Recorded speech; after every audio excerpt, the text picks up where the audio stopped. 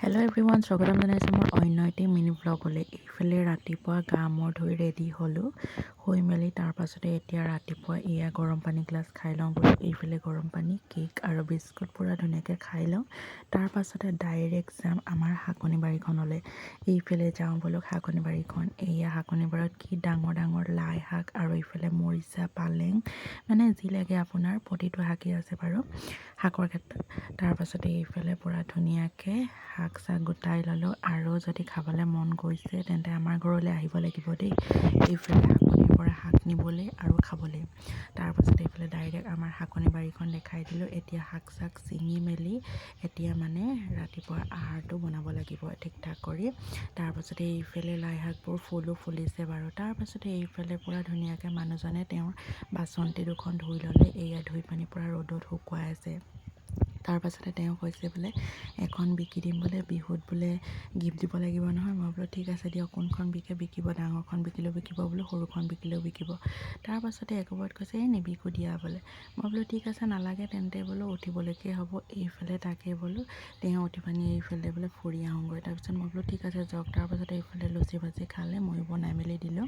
তাৰপাছতে এতিয়া খাই বৈ অকণমান জিৰাই হতাই লৈ পানি তাৰপাছতে তেখেতে লগ ধৰিলে, যাওঁ ব'লা বোলে অকণমান ফুৰি আহোঁগৈ। মই বোলো ঠিক আছে তেন্তে ওলক, এইফালে ফুৰি আহোঁগৈ বুলি পূৰা দুয়ো আমি ওলাই আহিলোঁ অকণমান ফুৰিবলৈ।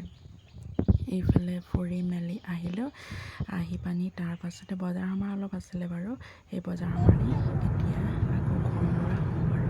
তাৰপাছতে ওলাই আহিলেতো কিবা এটা খাওঁ লাগে ন। তাকে মই বোলো এইফালে তেওঁ নাখায়, তেওঁ অকল কফি খালে, তাৰপাছতে মিঠাই খালে। মই বোলো মই আৰু খোৱাত কি এলাহ কৰিম, সেইটো কাৰণে ধুনীয়াকৈ খাই বৈ লওঁ বোলো।